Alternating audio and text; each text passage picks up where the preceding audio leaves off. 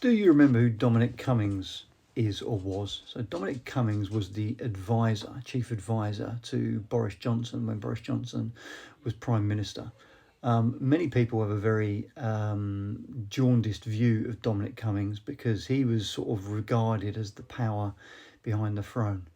My personal view on him is that I wouldn't trust him as far as I could boot him. However, I do recognise that he's incredibly intelligent and incredibly smart and also incredibly knowledgeable and has a sort of brutal honesty about him. When I say honesty, I don't mean that he's always honest, but I mean he's sort of brutal in the way he says things and doesn't flower things up. He just cuts to the chase. So he's given a series of interviews and he's very, very interesting on X. I would suggest you go and follow him if at all possible. But in those interviews and in the one that I've seen, he opens up how government actually works in this country and basically says that the whole thing is a sham. That the people you vote for, the people who get elected, the people that get appointed to be ministers have very, very little say in actually what goes on. The people that really run the country, the people that really make the decisions, the people that dispense the advice that the politicians allegedly listen to but really have no choice but to listen to, are the very senior civil servants, the people that have been in their positions running their various departments for donkey's years now. Weirdly enough, I know one of those people. When I say I know him, I haven't spoken to him for 35 years, but I went to school with him. The most senior civil servant in the country is a guy called Chris Wormold. And weirdly enough, he just went to a comprehensive school and I went to school with him. We played rugby together. I knew the guy, got on all right with him actually, but he was super, super, super smart.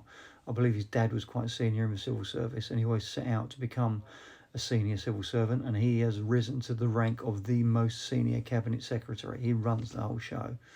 And what Dominic Cummings was basically saying is that when the Prime Minister has meetings with other ministers, whether that be Border Force Security Minister, Justice Minister, Home Secretary, Foreign Secretary, Housing Minister, whoever it might be, and they allegedly have a meeting or supposedly have a meeting to discuss policy, to discuss changes, to discuss what they're going to do, the agenda of that meeting, the discussions that take place within that meeting, and even the conclusions of that meeting have already been pre-scripted 99% by the secretaries, by the civil servants that head up those divisions, that head up those particular ministries.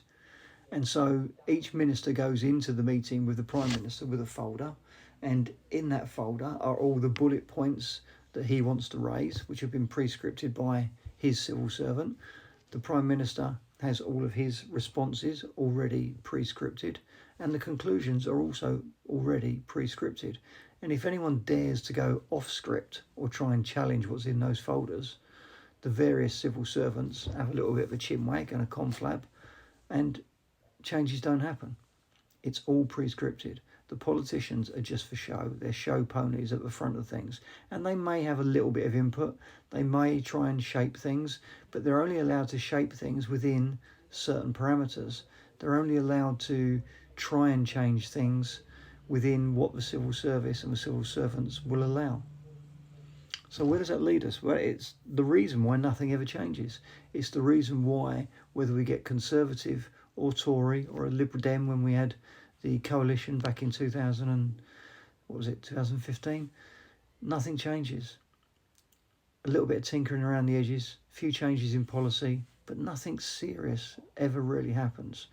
And it's why, even if Reform get into power in 2029, it's very unlikely that they'll be able to change much without creating literally a political civil war and sacking 50% of the entire upper echelons of the civil service.